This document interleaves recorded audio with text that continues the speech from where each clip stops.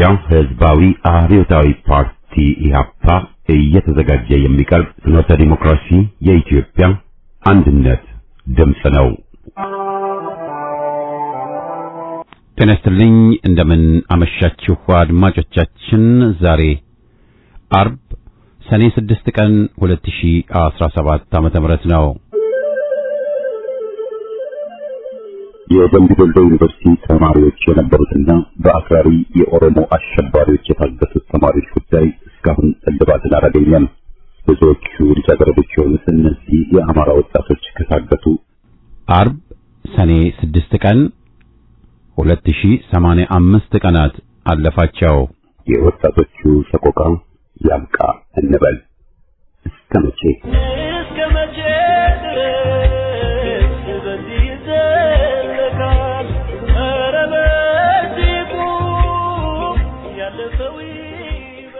በቅድሚያ ዜና በማስከተልም በየሳምንቱ አርብ የሚቀርበውን ከአድማጮች የደረሱንን ደብዳቤዎች የምናስተናግድበት የደብዳቤዎች አምድ ፕሮግራማችንን አሰምተን የዛሬ ዝግጅታችን ፍጻሜ ይሆናል። የአገዛዙ ካድሬዎች መጀመሪያ በመከላከያ ሰራዊት ነበር ለማሸነፍ ያቀርነው፣ እሱን ስላልቻልን መለያ ማራዝ አንዱ ነው ስለተነሳብን በሴራ እርስ በርስ እናባላልን ብለው በዝግ ሲመክሩ ተሰሙ።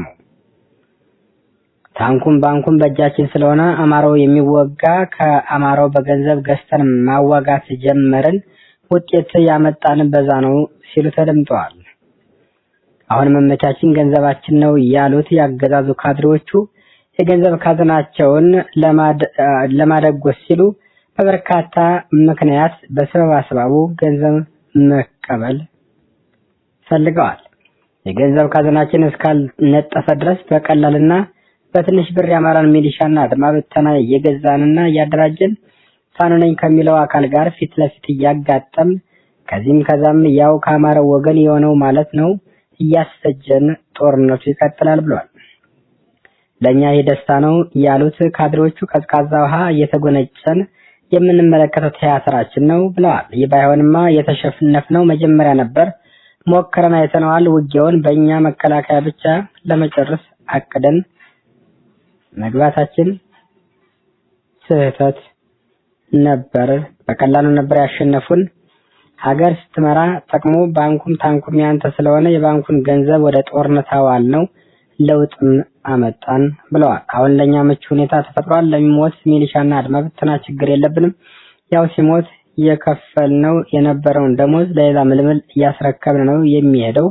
አዲስ ምልምል እያስገባ ማዋጋት ነው፣ እርስ በርሱ ማስጨረስ ቀላል ነው ብለዋል። አሁን በኮሌራ በወባና በተለያዩ በሽታዎች እየሞተ ያለው አማራ ቀላል እንዳይመስላችሁ ያሉት የካድሬዎቹ እንደራሴ በራብ የሚያልቀውም ቀላል አይደለም፣ ይህንንም እንፈልገዋለን። በአጠቃላይ አባይን አይሻገሩ እንጂ ከሰማይ በታች ያለው ችግር አማራ ላይ ቢፈጠር እንዳላየም ማለፍ ብቻ ነው የኛ ስራ። ይሄን ደግሞ እያደረግነው እንገኛለን። ለኦሮሞ የማይንበረከክ አማራ፣ ኦሮሞን ሲያናገር አንገቱን የማያቀረቀር አማራ ከእንግዲህ በኢትዮጵያ ሰማይ ስር እንዲኖር አይፈቀድለትም ሲሉ ያገዛዙ ካድሬዎች ሽመልስ አብዲሳን ጨምሮ ናዝሬት ኢሊሊኔ ቁጥር 2 ሆቴል ሚስጥራዊ ስብሰባ ላይ የተናገሩት እንደሆነ ምንጮች አድርሰውናል። በተለያየ ምክንያት ገቢ ለመሰብሰብ አጠቃላይ የኢትዮጵያን ዜጋ ነጻነት የነፈገው አገዛዙ ዛሬም በሌላ መንገድ ብቅ ብሏል። ወደ ሀገር ውስጥ የምትገቡ መንገደኞች በርካታ እቃዎችን ስትይዙ ቀረጥና ታክስ መክፈል እንደተጠበቀ ሆኖ የቀረጥና ታክስ እጥፍ መቀጫ ተከፍላላችሁ የሚል ዛቻ አዘል መልእክት ተላልፏል። ማንኛውም በየብስም ወይም በዓለም አቀፍ የአየር ማረፊያዎች በኩል ወደ ኢትዮጵያ የሚገባ ወይም ከኢትዮጵያ የሚወጣ ሰው በመጓጓዣ ላይ መደበኛ ስራቸውን እየሰሩ ያሉ የትራንስፖርት አገልግሎት ሰጪ ድርጅቶች ሰራተኞችንና ተመላላሽ ነጋዴዎችን ማንኛውም መንገደኛ ወደ ሀገር ውስጥ ያስገባው እቃ ከተጠቀሱት አይነት ዋጋና ብዛት በላይ ከሆነ በልዩነቱ ላይ ቀረጥና ታክስ መክፈሉ እንደተጠበቀ ሆኖ የቀረጥና የታክስ እጥፍ መቀጫ ይከፍላል ብለዋል። አገዛዙ በበጀት ተደግፎ ራሱን በበጀት አድልቦ የጦር መሳሪያ በመግዛት ጦርነት ለማራዘም አቅዶ እየተንቀሳቀሰ ስለሆነ በሰበብ አስባቡ የኮቴና የመሳሰሉት በአፈርና በተለያየ ምክንያት እቃዎችን ከቦታ ቦታ በማጓጓዝ በትናንሽ ተሽከርካሪዎች ላይ ታሪፍ ቀረጥ በመጣል በየቦታው የቀረጥ ቦታ ኬላ በመዘርጋት ገቢውን እየሰበሰበና ካዝናውን እያዳበረ እንደሚገኝም ተነግሯል። በሁሉም አካባቢ ያለ ኢትዮጵያዊ በዚህ እኩይ ስራ እንደተማረረና ወደፊትም ከኑሮ ውድነት በተጨማሪ እነዚህ አስከፊ አገዛዙ የገቢ ማግኛ ስርዓቶች ከቀጠሉ ጭቆናውና ብሶቱ ተጠናክሮ ይቀጥላል።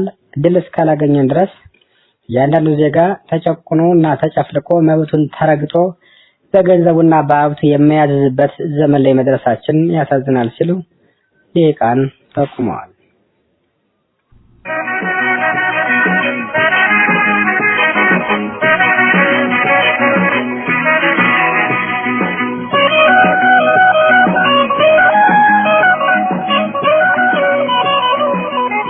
ደብዳቤዎች አምድ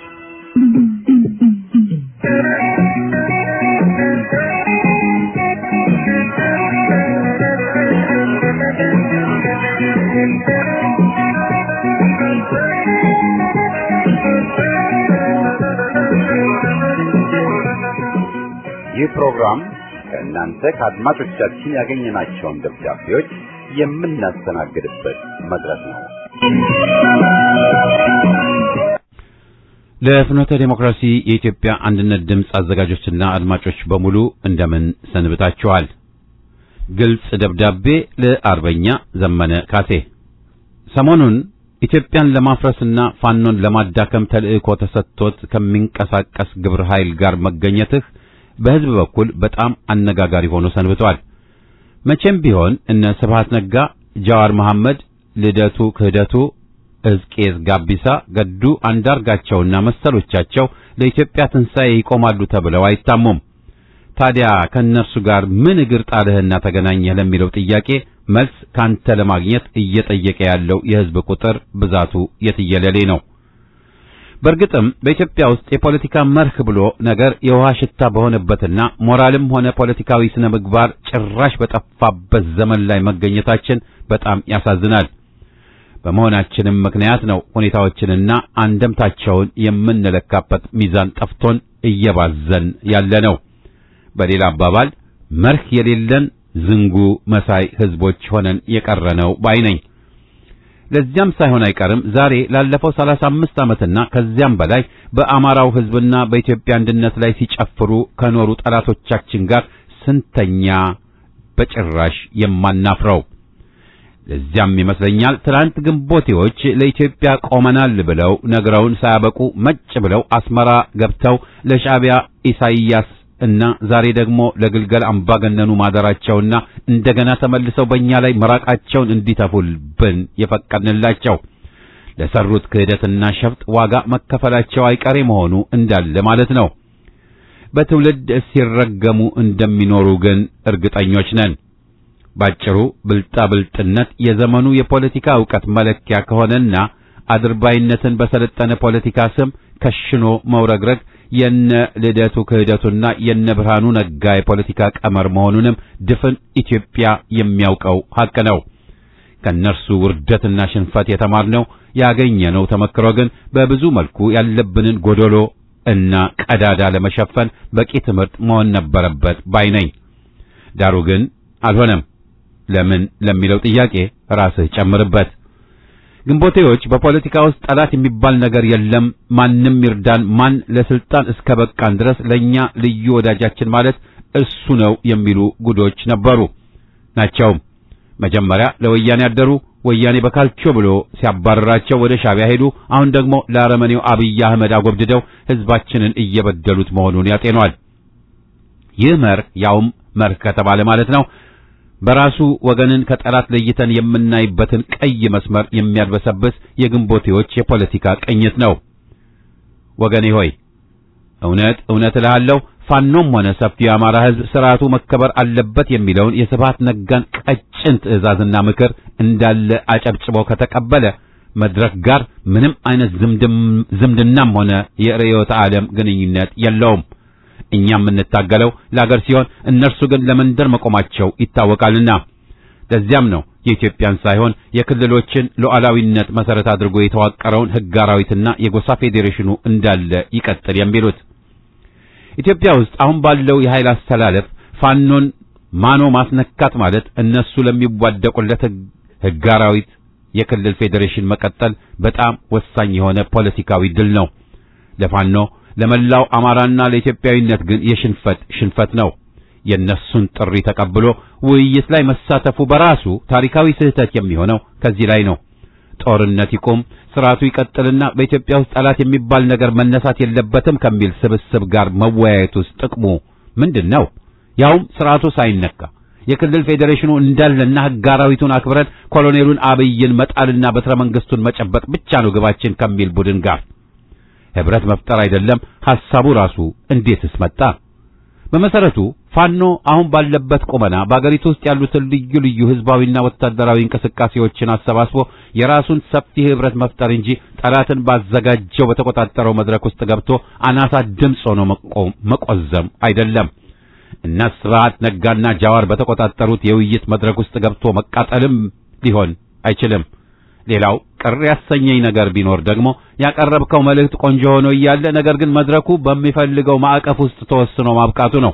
ማለትም የነሱ አጀንዳ ጦርነት ይቁም ሲሆን ከአርበኛው የሚጠበቀው ደግሞ የጦርነት መንስኤና ምንጮቹ መዳፈን አለባቸው በሚል መደምደም ነበረበት ለማለት ነው።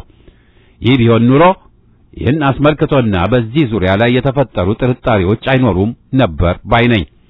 ጦርነት ይቁም ብሎ መፈክር ታዲያ ምን ይሉታል?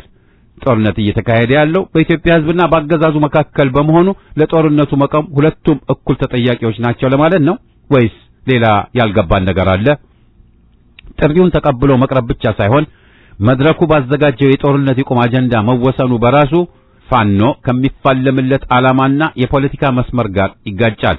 ስለዚህ ሁሉን ነገር ትቶ መድረኩ ባዘጋጀው አጀንዳ ስርዓት መሰረት ብቻ የተወሰነ መልእክት ማስተላለፍ ለብዙ ወገኖች መጠራጠር ምክንያት ሆኗል ለማለት ነው።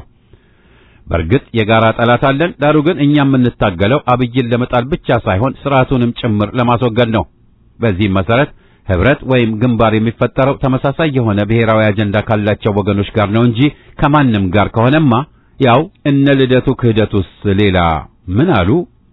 ከተገንጣዩም ከጠባቡም ከዘረኛውም ጋር ግንባር መፍጠር ችግር የለውም እንደሚሉት ነው የሚሆነው ለማለት ነው። ወይንም ጌታቸው ረዳ እንዳለው ሲኦልም ቢሆን ገብተን አማራን ለማጥፋት ከሰይጣን ጋርም ቢሆን እንተባበራለን እንዳለው ነው። አዎ ዘረኞች የሚምሉትም ሆነ የሚያመልኩት ሰይጣንን አይደል? ሲቀጥል ግንባር ከማንም ጋር ሳይሆን በኢትዮጵያ ጥላ ስር ኢትዮጵያና ኢትዮጵያዊነትን ማዕከል ባደረገ መልኩ ግንባር ለመፍጠር ፈቃደኛ ከሆኑ ወገኖች ጋር ነው ህብረት ወይም ግንባር የሚፈጠረው።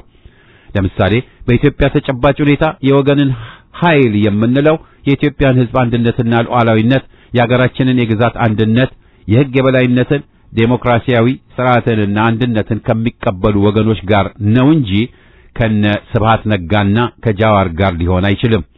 በዚህ ጉደኛ ስብሰባ ውስጥ ሌላ የታዘብኩት ነገር ደግሞ እሱም ሰው ሆኖ ነፍጥ ካነሱት ከዘመነና ከኦነግ ሸኔ ጋር አብሬ አልሰራም ሲል የተደመጠው ጃዋር ነው። በመጨረሻም ስብሰባው 99 በመቶ ወያኔዎች ኦነጎችና ግብረ አበሮቻቸው የተቆጣጠሩ ሲሆን ላለፉት 35 ዓመታት ከወያኔ ጋር አብረው የሰሩና በጦርነት ወንጀል መጠየቅ ያለባቸው የጦር ወንጀለኞችን ሁሉ ያካተተ ነበር። ታዲያ አጀንዳና መፈክሩ በሙሉ የጠናት ሆኖ እያለ አናሳ ድምጽ ይዞ ለስብሰባ መቅረብ ምንድነው ፖለቲካዊ ትርጉሙ? ስርዓቱ ሳይነካ ሕግ አራዊቱ እንዳለና የክልል ፌዴሬሽኑ እንዳለ ይቀጥል በሚል ታዳሚ ውስጥ አንድ ድምጽ ሆኖ መገኘቱስ ምንድነው ፋይዳው? ጦርነት ይቁም ብሎ ማሟረትና በሰው ቁስል ላይ ጨው መነስነሱ ቢበቃስ? በተቀሉ ዛሬ አገራችን እንደተዘፈቀችበት የጦርነት አዙሪት ተጠያቂው ስርዓቱ ሕግ አራዊቱና የክልሉ ፌዴሬሽን ሆኖ እያለ ጥያቄውን ጦርነት ይቁም በሚል ዋጋ ቢስ መፈክር ብቻ መወሰን ለኢትዮጵያ ሕዝብ ስድብ ነው። ፋኖ የአማራ ብሔራዊ ኃይል ይጠናከር። ኢትዮጵያዊነት ለድርድር አይቀርብም። ሞት ባይኖር በሪውን ነኝ ከባህር ዳር።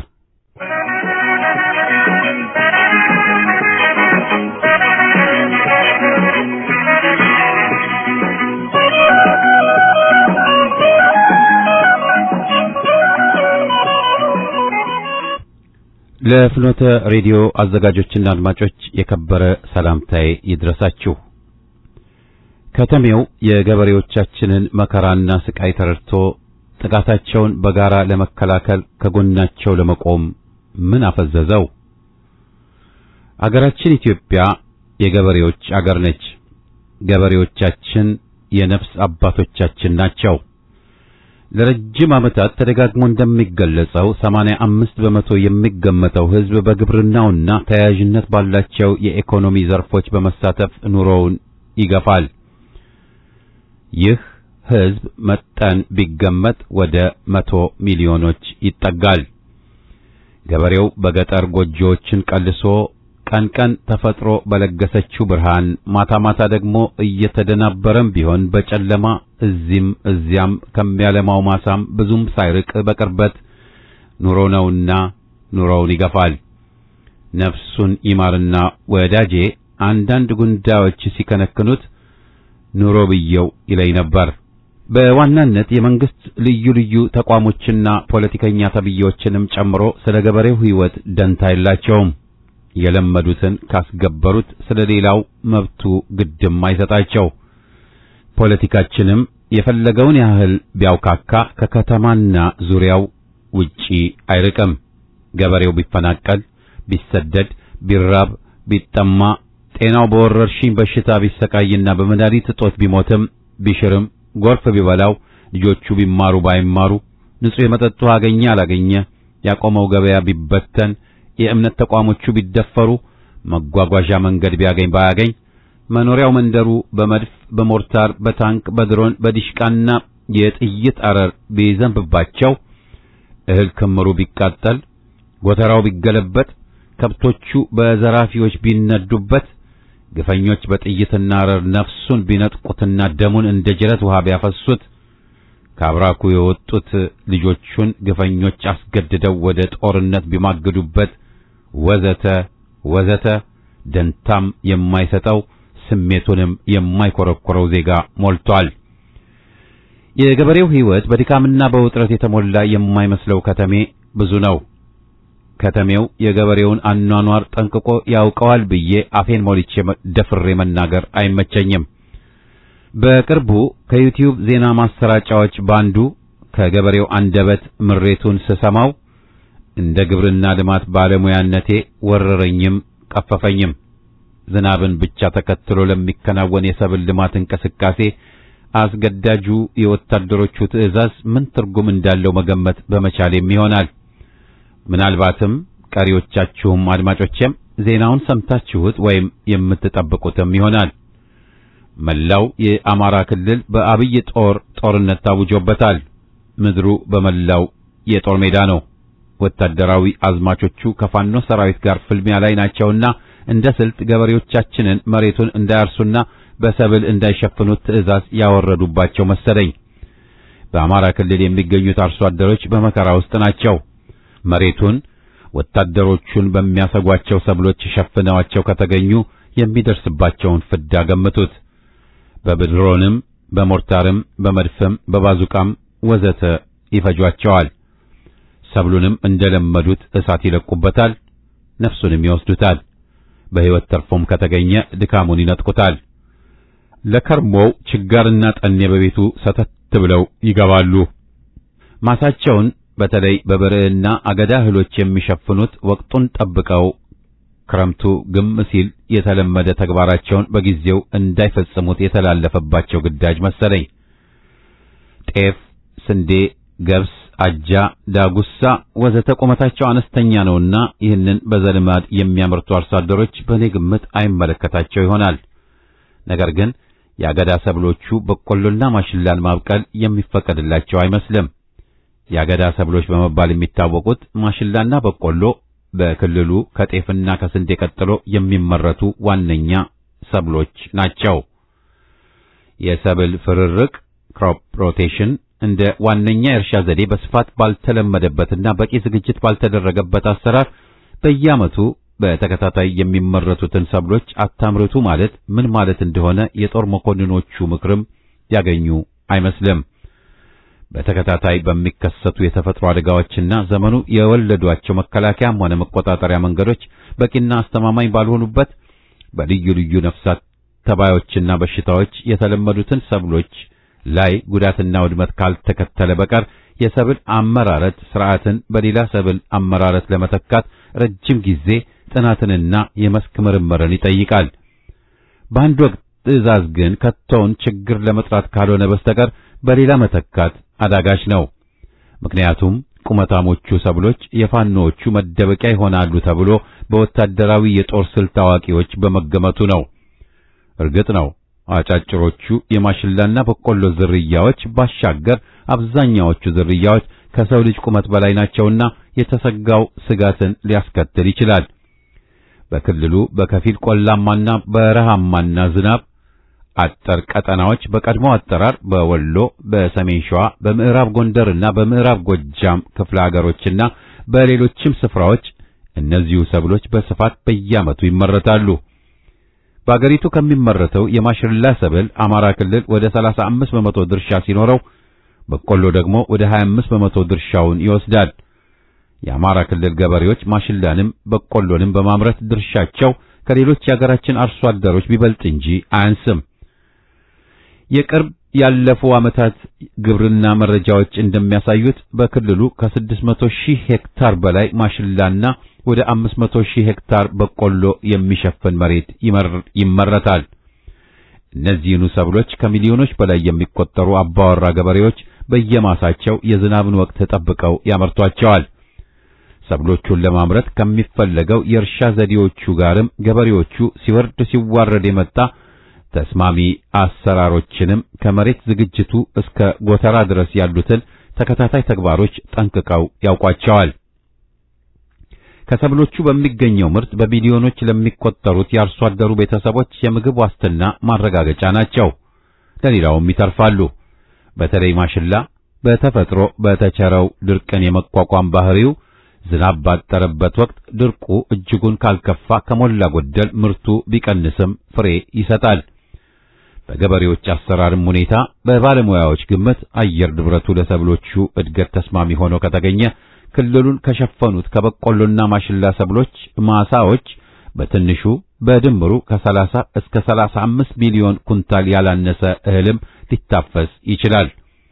የወታደሮቹ ትዕዛዝ ምርቱን ከማጓጓዝ ለገበያ ከማቀናበርና እስከ ፍጆታ ድረስ የነበረውንስ የተለመደ ተግባር አያቃውስ ሲሆን በመሰረቱ የግብርናውን መስፋፋትና ማልማት ፖሊሲ ቀራጭ ኃላፊነትና ስልጣን ያለው ያገዛዙ አካል የግብርና ሚኒስቴር ጽሕፈት ቤት ከነ ልዩ ልዩ መሳሪያዎቹ ድርሻ ሆኖ ሳለ ግብርና ዕውቀት አልባ የሆኑ የጦር መኮንኖች ይህን አምርት ያንን አታምርት ትዕዛዝን አውጪ ማን አደረጋቸው? ሕዝብስ በገበሬው ላይ ለሚዘንበው መከራና መጎሳቆል ከልብ ተሰምቶትና ከንክኖት አትንኳቸው ብሎ ከጎናቸው የሚሰለፈው መች ይሆን? ሰለሞን ታምሮ አየለ ነኝ ካለሁበት።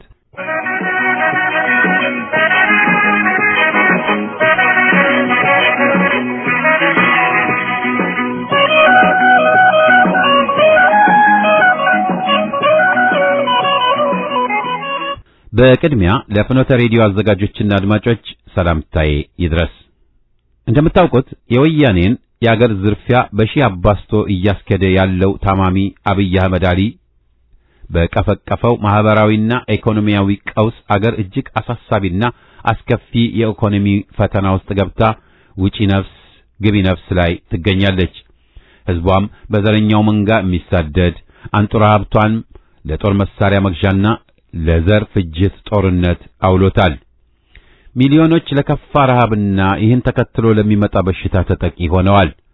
የአፍሪካው ታማሚ አብይ አህመድ አሊ ገንዘቡን ዋጋ አሳጥቶ ባዶ ወረቀት ማድረጉ ሳያንስ ካዝናውን በሙስና ባዶ አድርጎታል። እሱ የሚያስጨንቀው ለመንጋው የሚረጨው ሙስና እንጂ የሰራተኞች ደሞዝ አይደለም።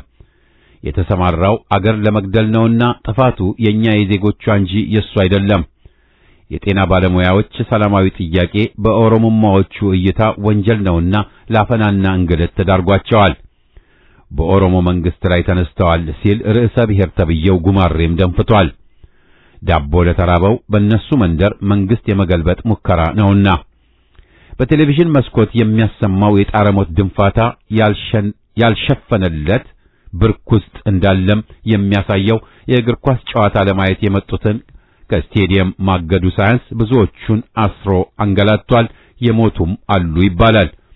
ሰሞኑን ያቀደው የህገወጥ የገንዘብ ዝውውርን ለመቆጣጠር በሚል ሰበብ የቤት ለቤት ፍተሻ ካሁን በፊት እንደታየው ዶላር መዝረፍና የፈረደባቸውን ኢትዮጵያውያንን ለማፈን እንጂ ለሌላ አይደለም። አገር በወሮበሎች እየተገዛች እንዳለች ገሃድ ነው። መንግስት እያሉ የሚጠሩት የዚህ የወሮበላ አገዛዝ አሽቃባጮች ወይም መንግስት የሚያሰኙ መመዘኛዎችን ያልተረዱ ክፍሎች መሆናቸውም እንዲሁ። ለኃያላን ዘመናዊ ጦር እና የመርዝ ጢስ ያልተንበረከከች አገር አንድ ታማሚ ሰው ደረጃ በደረጃ ሲያፈርሳት እያየን ነው። ቀደም ያሉት አባቶቻችን እኮ መኖርን ጠልተው አልነበረም በሚሊዮን የተሰውላት የቁም ሞትን ስለፈሩ እንጂ። ምን ነው ዛሬ የቁም ሞት እንዲህ ተደፈረ? የባንዳ የልጅ ልጅ የወያኔው የጥበት መሐንዲስ የመለስ ዜናዊን አገር የማፍረስ እቅድ የሙስናዋ ንግሥት የመለስ ራዕይ የምትለውን የባንዳ አባወራዎች ህልም ሥራ ላይ ለማዋል ግልገሉ አምባገነን ይህን የመንፈስ አባቱን ተልእኮ በመተግበር እነሆ 7 ዓመታትን ማስቆጠረ። ራስ ወዳድነት፣ ግለኝነትና አገር ክህደት ዘመናዊነት የሚመስላቸው ሆድ አምላኩ የአማራ ባንዳ የብአዴን ዝርያዎችም ከዘረኞቹ ባልተናነሰ ወግተዋታል። ዛሬም ለዚች አገር አልተኙላትም። ጠላት አምጥቶ ከጣለብን የዘረኝነት ነቀርሳ ለመዳን የቴዎድሮስን በትር፣ የምኒልክን ብልሃት፣ የኢሃፓን ራዕይ አዋህደን የበሽታው ተሸካሚ የሆኑትን የወያኔ ቅሪቶች የኦሮሞማ አረመኔዎችና አገር ወገኑን ከውስጥ የሚያስወጋው ከሃዲ ባንዳነትን ጭምር ዳግም እንዳያንሰራራ ጠራርገን ማስወገድ ታሪካዊ ግዴታ ነው። በዚሁ መንፈስ ለአገሩ ነጻነትና ለወገኑ ስርየት ክንዱን ያነሳውን ፋኖ ጋር ተባብረን መቆም ይኖርብናል። ቆሞ የሚታገለውን ተቀምጠን ማየት፣ ጎረቤት ሲናድ እኔ ጋር ካልደረሰ ምን አገባኝ ይቆም። የወገን ሕይወት በዘረኞች እጅ ሲቀጠፍ ሊቆጨን ሊያንገበግበንና ለትግል ሊያነሳሳን ይጠበቃል። አለበለዚያ እጣችን የሚሆነው በአንዱ አረመኔ አገዛዝ በደረሰብን መከራ ተስፋ ቆርጠን የራሳችን የምንለው ራዕይ አጥተን እንደ ትላንቱ ከዚህ ባሰ አይመጣም በሚል ራስ የማታለል አዙሪት ውስጥ ገብተን ለሚቀጥለው አፈጮሌ አምባገነን ሰለባ እንሆናለን። ፍጅት፣ ረሃብ፣ ስደት፣ መፈናቀል፣ መከራና በደል የዘወትር ዕጣችን ይሆናል። የቄሳርን ለቄሳር የፈጣሪን ለፈጣሪ ነውና ምንም ባለማድረግ ቤታችንን የምናፈርሰውም ሆነ ታግለን የምንሰራው እኛው ራሳችን እንጂ ተአምር ወርዶ አይደለም። ተቃዋሚ መሳይ የሥርዓቱ ሰርጎ ገቦች በሐሰተኛ ማንነት ራሳቸውን የአማራ ሕዝባዊ ኃይል ፋኖ መሪ አድርገው ፋኖን እንወክላለን ብለው በፋኖ ስም ድግሷ እንዳማረላት ሲውረገረጉ ለማየት ተገደናል። ከዚህ አገር የማሻሻጥ ክህደት ድርጊታቸው እንዲታቀቡ በማያሻማ ቋንቋ ልናሳውቃቸውና የሕዝብ ክንድ እንደሚያርፍባቸውም ሊገነዘቡ ይገባል። አገራችን ራሷን በራሷ የማስተዳደር ሉዓላዊነቷን ያጣችው ጸረ ኢትዮጵያ ተገንጣዮችና ምንደኞች በባዕዳን ሴራ የተጫኑባት ወቅት ነው። ወያኔም ሆነ ብልጽግና ተብየው ጉዲፈቻው የሉዓላዊነት ክፍተት የፈጠራቸው ታሪካዊ መርገሞች ናቸው። ወያኔና የጽንፈኛው የኦሮሞ መንጋ የሉዓላዊነታችን መገፈፍ ውጤቶች መሆናቸውን ፈጽሞ ልንዘነጋ አይገባም። የአንድ አገር ሉዓላዊነት ለዲሞክራሲ እድገትና ነጻነት አልፋ ኦሜጋው ነው። ኢትዮጵያን ነጻ የምናወጣው የዚህ ሁሉ ጣልቃ ገብነት ወኪል የሆነውን ዘረኛ አገዛዝና ለጠላት ያደሩ ከርሳሞች ከውስጣችን ስናጸዳ ብሎም ለሕዝባዊ መንግሥት መቋቋም የስር ነቀል ለውጥ ሽግግርን ስናካሂድ ብቻ መሆኑን ከማንኛውም ጊዜ በበለጠ ዛሬ የጋራ ግንዛቤ ሊኖረን ይገባል ብዬ አምናለሁ። ቸር ይግጠመን። ዘሪሁን ገለታ ነኝ ካለሁበት።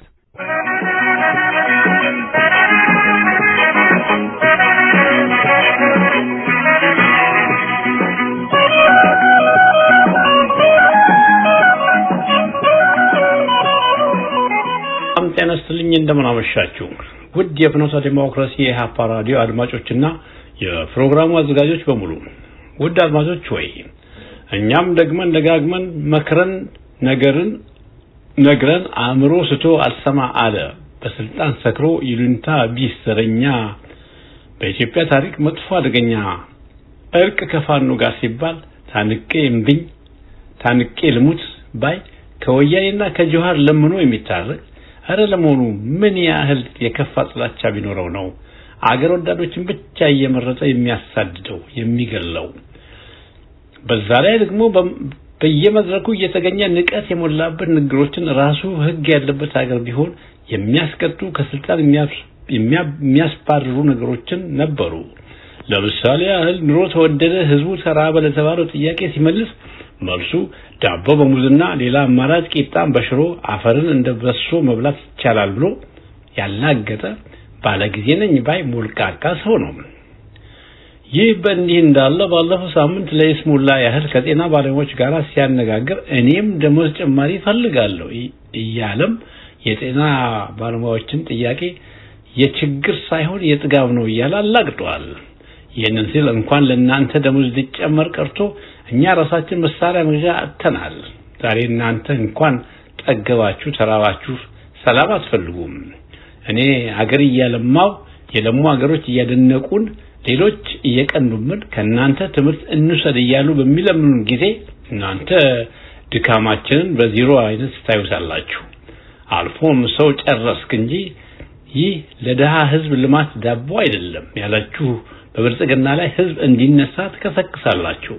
እንግዲህ አርፋችሁ ካስተቀመጣችሁ እኔ የምሰጣችሁ ነገር ቢኖር የጥይት ዝናብ ነው የሚዘንባችሁ በማለት ያለፈውን የሳምንታዊ ድንፋታውን በዚሁ መልክ አጠናቋል። ይህ በእንዲህ እንዳለ በፋኖ አሳቦ በአማራ ላይ የጀመረውን ጦርነት ዛሬም አጠናክሮ ቀጥሏል። ፋኖም ከዛ በላይ የምርስ ምት ብቻ ሳይሆን ግንባሩን እያለ እርምጃ ወስዷል። የተረፈውን ሁሉ በፈቃደኛነት ከፋኖ ጋር እየተቀላቀለ ይሄዳል፣ የሚቀር ከፋኖ ጋር ይታገላል። ወደፊትም ከሚመሰረተው እውነተኛ አገር መከላከያ ጥንስስ ሆኖ በየመንደሩ እየዞረ ከወገኔ ገዳይነት ወደ አገር ዘብነት ተቀይሬያለሁ፣ እንቀየራለን። እንግዲህ መከላከያ ማለት ትርጉሙም ተግባሩም ይህ ይመስላል። ከዚህ ጋር በተያያዘ መረጃ መሰረትም ከዚህ ቀደም በተደጋጋሚ የተሰጣቸውን ምክር ችላ ብለው ይህንን አረመኔ ሰው መሪያችን ብለው ከወሰት ጥርስ እስከ መንጋጋ እስከሚያበቅል ድረስ አብሮ ከሰሩ በኋላ ከሰራዊቱ ብዙዎቹ ከራሱ ብሔር ውጪ የሆኑትን በብታሽ ወረቀት ላይ በተጻፈ ትዕዛዝ ባለፈው ሳምንት ውስጥ አዲዮ ባሮቼ በማለት አሰናብቷቸዋል። እንግዲህ ይህ አይነት ስንብት ድሮም የሚጠበቅ ሲሆን በመጨረሻም ላይ እሱም እስከ ወዳኛው ዓለም ወይም ወደ ጡስናት ሀገሩ ሊኮበልል ይችላል።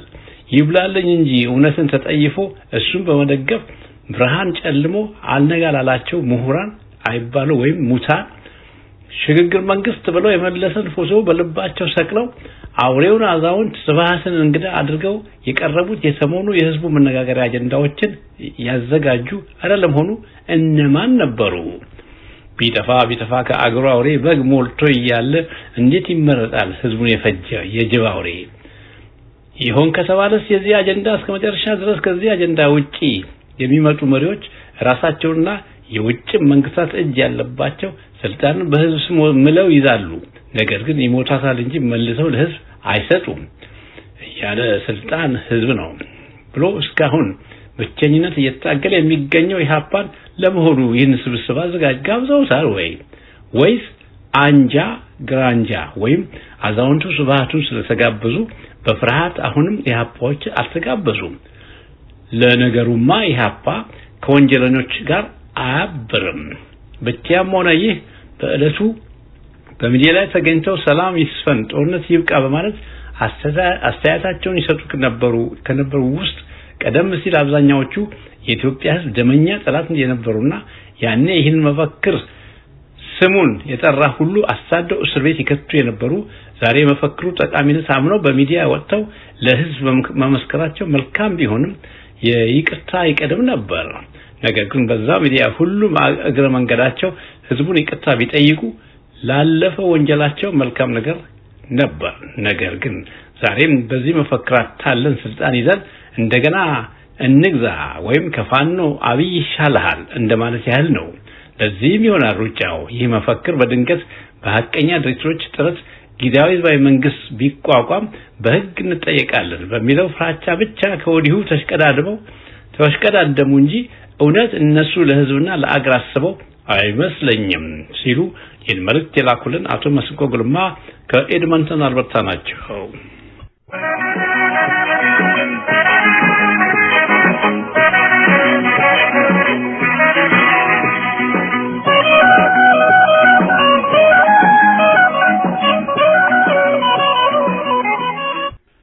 እንደምን ሰነበታችሁ የፍኖተ ዲሞክራሲ የሬዲዮ ስርጭት አዘጋጆች። ሰሞኑን በሶሻል ሚዲያ ላይ ዘራፍ ሲሉ የነበሩትን ትግል አዘናኪ ዲስኩረኞችን ተመልክቼ ስላስገረሙኝ ነው ትንሽ ልበል ብዬ ይችን ደብዳቤ ላኩላችሁ እና አደራ ለህዝብ ጆሮ አድርሱልኝ። ህዝብን የካዱ የተሳደቡ ያሳሳቱና የሸጡ አንዴ መሳሳታቸውን ሳይናዘዙና ይቅርታም ሳይጠይቁ የተለመደውን አሰልቺ የፖለቲካ ብልጣብልጥነት ሊጫወቱብን ልንፈቅድላቸው አይገባም። አማራው ሲዋረድ አብረው የማዋረዱን ሥራ ሲያቀላጥፉ የነበሩት እነ ልደቱና ገዱ እንዲሁም የትግራይን ህዝብ ከመላው ኢትዮጵያውያን ጋር ያቃረነው ስብሐት ነጋ አማራውን በቆንጨራ መፍጀት ብሎ ያወጀው ጃዋር መሐመድና ሌሎችም ገልቱ ተሳታፊዎች ሰሞኑን በሶሻል ሚዲያ ሲፈላሰፉብን እየተናደድን ሰማነው። የኢትዮጵያ አድሃሪ ወይም ጸረ ተራማጆች የሆኑ ግለሰቦች ጉራቸውን ለመቸርቸር የሚዲያ መድረክ ላይ መውጣት ይወዳሉ። የሚገርመው ደግሞ እነዚህ ፈሪ ፖለቲከኞች ለመጣው አምባገነንና ጨፍጫፊ ገዢዎች ያለ እፍረት ሲያጎነብሱ ደጋግመን አይተናቸዋል። የሰገዱለትን አምባገነን ሲወድቅ አጥብቀው ሲረግሙም ሰምተናቸዋል። በአንድ አፍ ውስጥ 10 ምላሶች አላቸው። ባለፈው ሳምንት ለውይይት የተቀመጡብን ሁሉ የተለያየ የጥፋት ዓላማዎችን ያነገቡ እንጂ ህብረት ሊያስፈጥራቸው የሚችል ጉዳይ እንደሌላቸው የምናውቀው ነገር ነው። ጅል ለጅል አብሮ ያዝግም ነውና በሚዲያ መስኮች ለፕሮፓጋንዳ ፍጆታ ተባብረው መምጣታቸው ብዙም ላያስገርመን ይችላል። እነ ልደቱ እንዳሮጌ ፍራሽ በየጊዜው እየታደሱ አዲስ ፖለቲከኛ ሆነው በየጊዜው ብቅ ማለታቸው የተለመደ ባህሪያቸው ሆኗል። የፋኖ ተወካዩ በስፍራው ባይገኝም ድምጹን ቀርጾ በመላክ ማጀቡ በኔ እይታ የሚበጀው ፖለቲካ አይመስለኝም። ለፈረንጆቹና ለአብይ ጆሮ እንዲጥማቸው ብቻ ጦርነት ይቆም፣ ሰላም ይስፈን ሲሉ ተሰምተዋል። የሚዲያው ባለቤትም መፈክሮቹን እስኪሰለቹን ድረስ በጽሑፍ በየደቂቃው አሳይቶናል። ስለ ጦርነት መቆምና ስለ እውነተኛው ሰላም እነዚህ አድርባዮች ለይስሙላ እንጂ ከምር አምነውበት የተነፈሱት ጉዳይ አይመስለኝም። ፋኖች በኦነግና በብልጽግና ድርጅቶች የዘር ማጥፋት ወንጀል ስለተፈጸመባቸው ለአማራው ህዝባቸው ደጀን ለመሆን ጦር አንስተዋል። ጦር ማንሳታቸውም ሰላም አላድን ስላላቸው እንጂ ጦርነት የሚወደድ ስለሆነ አይደለም ወደ ጦርነት የገቡት። ሆኖም ግን ለማጭበርበር ያህል ብቻ ጦርነት ይቁም ከሚሉ ጋር ስማቸው መጠራቱ ህዝቡን ግራ ማጋባት እንደሚሆን ፋኖች የሳቱት ይመስላልና ቶሎ ብለው ከነዚህ አደናጋሪ ስብስቦች መላቀቅ ያለባቸው ይመስለኛል። ዛሬ ህዝባችንን ነጻ ለማውጣት ከድርጅቶች የሚጠበቀው ቨርቹዋል ማለትም በሚዲያ ተግባራዊ ወይም ተጨባጭ ባልሆነ የምትሃት ሰልፍ መውጣት አይነት ቅዠት ውስጥ መግባት ሳይሆን ጠላትን ፊት ለፊት መጋፈጥ ነው መፍትሄ የሚያመጣው። በዱር በገደሉ እንደሚፋለሙት ጀግና ኢትዮጵያውያን ጠላትን ፊት ለፊት መግጠም እንዲሁም እንደ ሐኪሞቹ እውነተኛውንና የሚጨበጠውን የሥራ ማቆም አድማ በማድረግ ሰላማዊም ትግል ጠላትን የሚያርበተብት መሆኑን ማሳየት እንጂ የአየር ባየር አስመሳይ ትግል ፋሽስቱን ኮሎኔል ጥቂትም አያንገዳግደውም።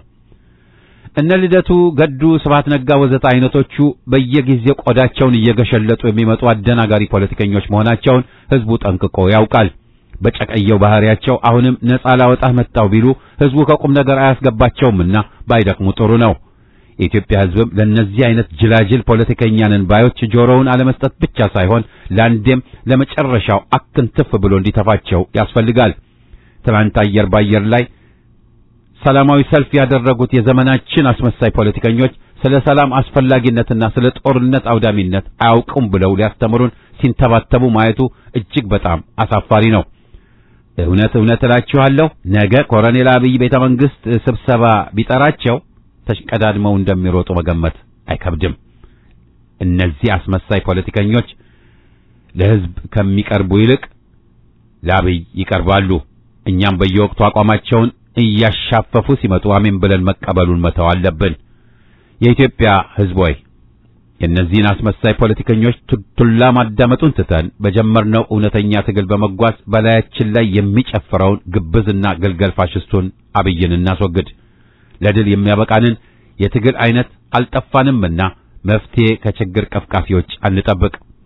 አፄ ኃይለ ሥላሴን፣ ደርግን፣ ወያኔ ኢህአዴግን ያንበረከከውን ህዝባዊ ትግሎች ወደ ኋላ መለስ ብለን በማስተዋል ተመሳሳይ ትግል በማድረግ ይህን ጦረኛ አገዛዝ እንደምስስ ሲሉ መልእክታቸውን ያደረሱን አሸናፊ ሙሉጌታ ከካዛንቺስ አዲስ አበባ ናቸው።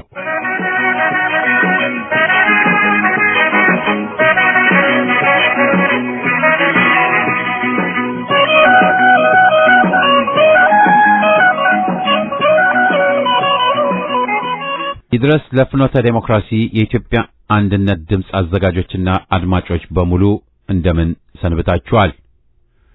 ወገኔን ምን ነክቶት ነው ያለ ቦታው ሄዶ ከነ ወያኔና ከነ ኦነግ አፍራሽ መድረክ የተገኘው?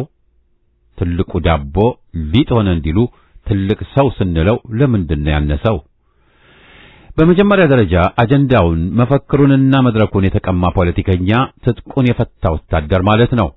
በፖለቲካ ብስለትና ንቃት ውስጥ ወዳጅና ጠላትን በጊዜ ለይቶ ማወቅና ሰልፍና ስምሪትን በጊዜ ማስተካከል የመጀመሪያው ፖለቲካዊና ወታደራዊ ጥበብ ነው የሚባለውም ለዚያ ይመስለኛል።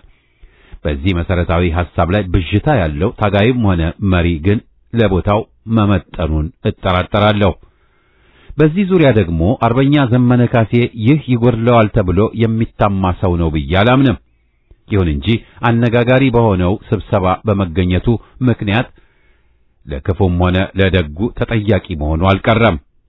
ይህን መሰረታዊ እሳቤ መሰረት በማድረግ ይመስለኛል እርሱ ለምን ወያኔዎችና ኦነጎች ባዘጋጁት መድረክ ውስጥ ተጋበዘ ብቻ ሳይሆን ለምን ተገኘ የሚለው የህዝብ ቁጥር ብዛቱ የትየለሌ የሆነው። በእርግጠኝነት ይህ ጩኸት የህዝብ ነው። ስለሆነም እንዲሁ በዘፈቀደ ችላ ብለህ የምታልፈው ጉዳይ ነው ብዬ አላምንም።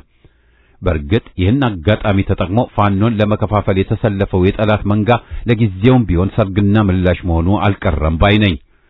ይሁን እንጂ ከሰው ልጅ ስህተት ከብረት ዝገት አይጠፋም እንዲሉ መሳሳቱ ላይ ሳይሆን ከስህተት ተምሮ መቀጠሉ ላይ ነውና ዋናው ቁም ነገሩ አጋጣሚውን ተጠቅመ ትምህርት ወሰድበት ማለት እፈልጋለሁ። ለነገሩ ህዝቡ አይፈረድበትም።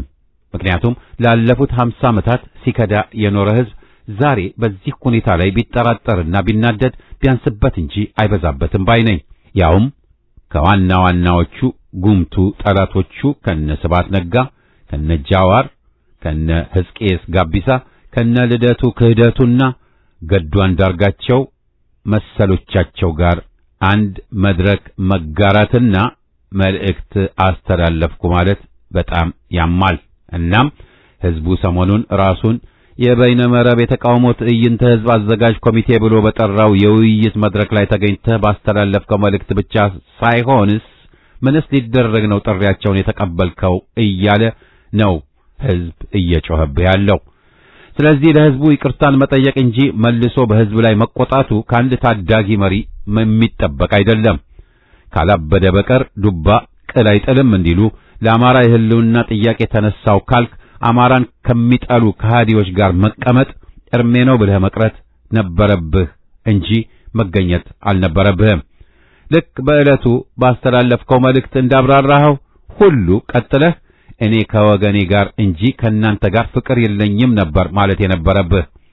ከነ ወያኔና ከነ ጃዋር መድረክ ውስጥ ይመጣሉ ተብለው መጠበቅ የነበረባቸው እነ ልደቱ ክህደቱና እነ ገዱ አንዳርጋቸው እንጂ ዘመነ ካሴ መሆን አልነበረበትም ነው እያለ ያለው ህዝብ። የተሳተፈውስ ራሱን ነው ወይስ በቅርቡ ቋራ ላይ የተቋቋመውን የአማራ ፋኖ ኃይልን ወክሎ ነው በሚል ቁጭትም ጭምር ነው። ቀድሞ ነገር በዚህ አሳፋሪና አዋራጅ የጠባቦችና የባንዳዎች መድረክ ውስጥ ምን አገባውና ነው ፈቃደኛ ሆኖ መልእክት ለማስተላለፍ የበቃው እያለ ነው ህዝብ እየጠየቀ ያለው። መቼም ቢሆን ፋኖ የአማራ ኃይል ሰልፍና ስምሪቱ ከነስባት ነጋና ጃዋር ጋር ሊሆን አይችልም ብሎ ላንተ መናገሩ ለቀባሪው ማርዳት ይሆንብኛልና ይህን በዚህ ልለፈው።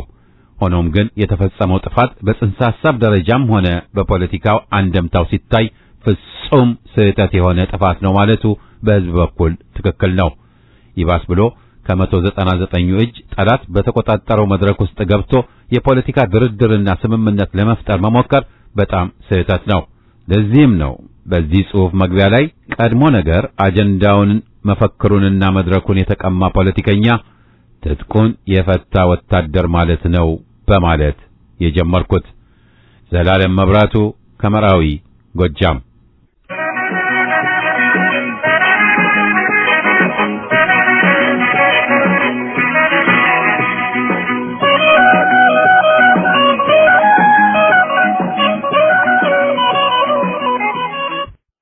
አድማጮቻችን የደብዳቤዎች አምድ ፕሮግራማችን በዚሁ ይጠቃልላል። ሳምንት አርብ እስከምንገናኝ ደህና ቆዩን።